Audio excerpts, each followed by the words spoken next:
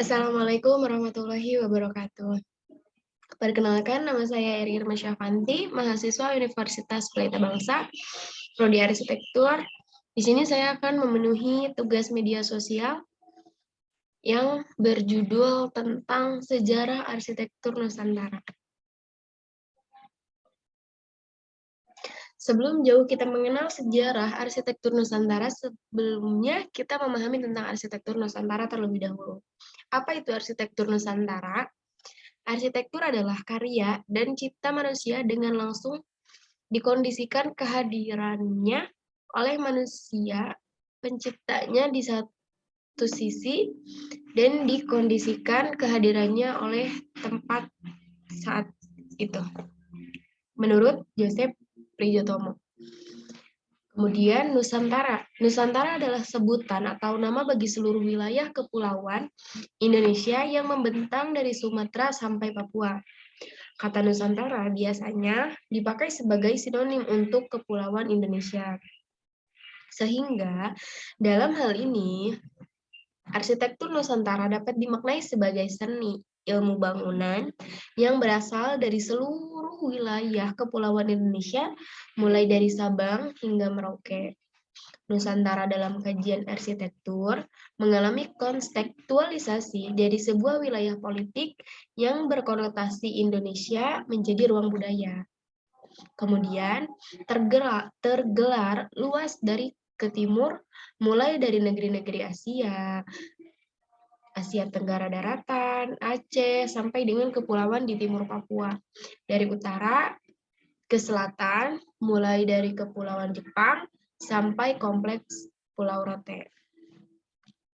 Selain itu juga arsitektur Nusantara memiliki perkembangan yang sangat berkembang ya, hingga di sini perkembangan arsitektur Nusantara telah melewati masa yang panjang. Setiap era melahirkan gaya arsitektur yang sangat spesifik dengan membawa ciri khas dan keunikan sesuai tren dan dipengaruhi zaman tersebut. Dan menariknya lagi, arsitektur Nusantara mempunyai sejarah dan perkembangan dari masa ke masa yang patut kita ketahui agar lebih paham mengenai alasan mendasar mengapa terbentuknya arsitektur Nusantara masa kini. Di sini juga ada perkembangan arsitektur Nusantara. Ada 6 perkembangan arsitektur Nusantara dari masa ke masa. Yang pertama ada arsitektur Nusantara melalui era vernakular. Yang kedua yaitu arsitektur Nusantara era Hindu dan Buddha.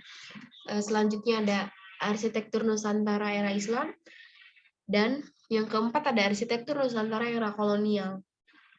Kemudian juga ada arsitektur Nusantara era kemerdekaan ya, pada tahun 1945 tepatnya Indonesia merdeka.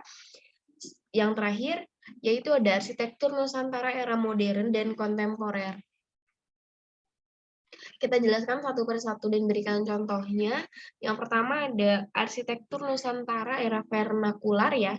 Sebelum terpengaruh dengan budaya luar, arsitektur Nusantara di era ini sangat menonjolkan kearifan lokal.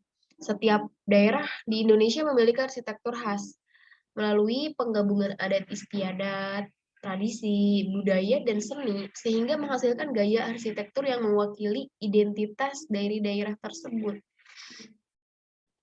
Adapun era arsitektur Nusantara vernakular ini dapat dilihat pada desain seperti rumah gadang khas masyarakat Minangkabau ini, juga ada rumah joglo khas suku Jawa, ataupun juga rumah honai khas Papua. Ada juga rumah tongkonan ya yang sangat identik dengan suku Tanah Toraja ini. Mungkin pada zaman dahulu kita hanya bisa memperkirakan bahwa perkembangan arsitektur Nusantara ini melalui rumah adat istiadat ya. Itu sangat menunjukkan bahwa di mana arsitektur Nusantara ini sangat berkembang. Bahwasanya arsitektur Nusantara ini melalui penggabungan adat istiadat daerah tersebut atau tradisi, budaya juga disatukan dalam desain yang menunjukkan bahwa itu mewakili identitas daerah tersebut. Nah, selain itu juga semakin berkembang, ada perkembangan yang kedua yaitu arsitektur Nusantara era Hindu dan Buddha. Nah, masuknya ajaran Hindu dan Buddha ini juga memberikan pengaruh kuat terhadap perkembangan arsitektur Nusantara di era tersebut.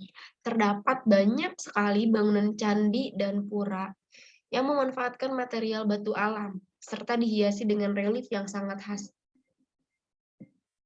Mungkin saat ini sisa peninggalan arsitektur Nusantara era Hindu dan Buddha ini bisa kita lihat masing-masing ya, bahwasannya seperti yang kita ketahui, Candi Prambanan yang ada di Yogyakarta atau Candi Borobudur di Magelang, serta Pura Taman Ayun yang berlokasi di Bali. Ini menunjukkan bahwa arsitektur Nusantara era Hindu dan Buddha ini benar-benar nyata, benar adanya, bahwa mulai kita lihat dari desain mereka, itu sangat menunjukkan bahwa khas budaya era Hindu dan Buddhanya itu ada gitu. Nah, selanjutnya ada yang ketiga yaitu arsitektur Nusantara era Islam. Setelah ajaran Hindu dan Buddha, ajaran Islam mulai memasuki Indonesia. Pada awalnya, ciri khas arsitektur Nusantara era kerajaan Islam belum banyak mengalami perkembangan ya, sehingga terdapat banyak desain masjid kuno yang masih mengadaptasi arsitektur khas Hindu dan Buddha. Mungkin pada zaman dahulu ada masjid yang masih mengikuti candi-candi ya, masih mengikuti arsitektur khas Hindu dan Buddha. Namun banyaknya musafir dari Timur Tengah yang menyebarkan ajaran Islam membawa pengaruh pada perkembangan arsitektur, sehingga mulai mengadaptasi elemen dekorasi dan ornamen khas Timur Tengah. Yang keempat ya, selanjutnya yaitu perkembangan arsitektur Nusantara era kolonial. Babak baru sejarah Indonesia yaitu sejarah arsitektur Nusantara kembali dimulai saat masuknya bangsa Portugis ke Belanda ke Indonesia.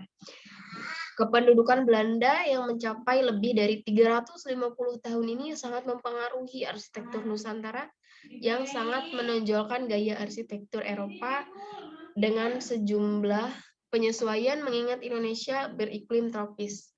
Sementara itu, bekas peninggalan arsitektur Nusantara di era kolonial bisa kita lihat ya pada masa megahnya Gedung Sate dan Gedung Merdeka di Bandung, Istana Kepresidenan Indonesia di Bogor, Lawang Sewu di Semarang, serta berbagai bangunan yang berada di kawasan Kota Tua Jakarta. Banyak kita lihat ya gedung-gedung bersejarah itu menunjukkan bahwa era kolonial itu bahwa ada. Kemudian ada perkembangan arsitektur Nusantara era kemerdekaan ya.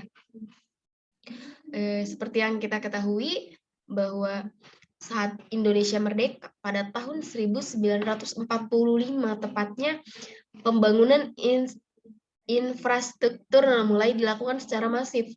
Saat itu pemerintah Indonesia membongkar bangunan lama dan mendirikan bangunan baru dengan mengutamakan fungsinya terutama. Seperti yang kita ketahui bahwa yang harus diutamakan adalah fungsi, kemudian kenyamanan, kesederhanaan, serta kesesuaian dengan iklim di Indonesia. Di era tersebut, banyak bangunan tinggi yang mengadopsi gaya desain modern seperti yang bisa kita lihat ya pada Monumen Nasional, seperti gambar yang saya tunjukkan bahwa Monumen Nasional ini adalah menjadi salah satu contoh arsitektur Nusantara di era kemerdekaan. Masjid atau juga Masjid Istiqlal dan Hotel Indonesia. Selanjutnya, yang terakhir, ada arsitektur Nusantara era modern dan kontemporer. Berlaku hingga sekarang ya. Gaya arsitektur Nusantara mulai dipengaruhi oleh gaya arsitektur global. Karena kita hidup di zaman globalisasi seperti ini, otomatis semuanya akan dipengaruhi oleh global ya, termasuk arsitektur ini sudah mulai dipengaruhi oleh gaya arsitektur global dengan mengadaptasi bangunan bergaya modern dan arsitektur kontemporer. Gaya arsitektur ini sangat fleksibel ya, mengikuti tren biasanya atau juga kemungkinan para arsitek untuk terus bereksplorasi mengombinasikan sebagai gaya secara seimbang, namun tetap mengutamakan kesederhanaan, fungsi, dan estetika. Seperti yang kita ketahui bahwa merancang suatu bangunan itu bahwa harus kita ketahui yang diutamakan itu adalah fungsi ya. Kita harus tetap mengedepankan fungsi dan kesederhanaan juga estetika. Mungkin cukup sampai di sini penjelasan saya. Kurang lebihnya mohon maaf. Terima kasih banyak. Saya ucapkan sangat-sangat terima kasih dan mohon maaf atas segala kekurangan saya saat ini. Saya cukupkan sekian. Wallahul muwaffiq ila aqwamit thoriq. Wassalamualaikum warahmatullahi wabarakatuh.